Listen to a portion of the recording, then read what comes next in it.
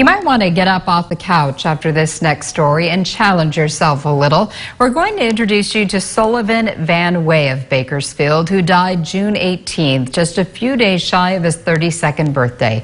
As 17's Robert Price explains, Van Way packed a lot of living into those too few years. It was a typical weekend day for Sullivan Van Way. Really, a typical Saturday.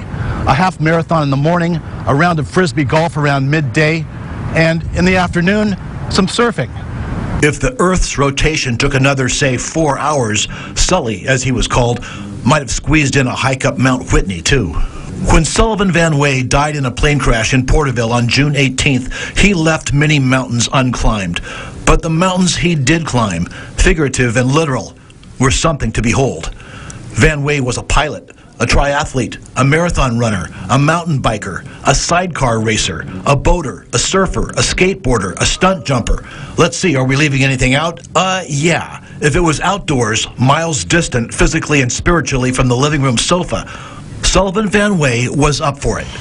He had a video blog, a vlog, on YouTube that chronicled his exploits, many with his father, Chris, or one of his younger brothers. He had 5 of them.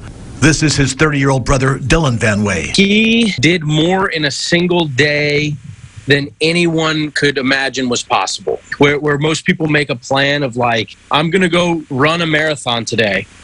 Sullivan would say, I'm going to go run a marathon this morning.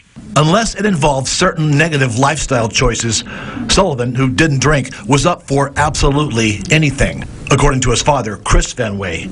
If you went to him and said, hey, Sullivan, do you want to do, before you got out your mouth what you want to do, he was yes.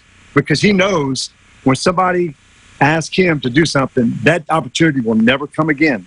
Sullivan Van Way was killed when his Cessna 336 Skymaster went down about 2 miles from the Porterville airport as he was headed back to the runway at around 2:55 p.m. June 18th. Speculation centers around mechanical problems, but the National Transportation Safety Board investigating the crash has not made a determination.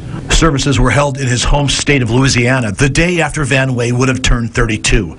A memorial in his adopted home will take place Sunday from 11 to 2 at Minter Field, just east of Shafter. Sullivan's good friend Jorge Santos of Bakersfield is organizing the event, which will include a noontime flyover. Van Way had a degree from Louisiana State University in construction management and worked for JP Oil Company in Bakersfield. But his many avocations are what defined him.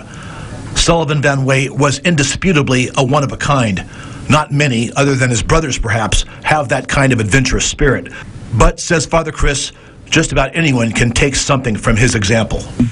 Don't waste a day of your life not doing something that matters. It's something you enjoy.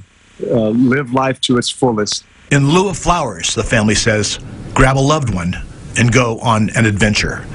In Bakersfield, Robert Price, 17 News.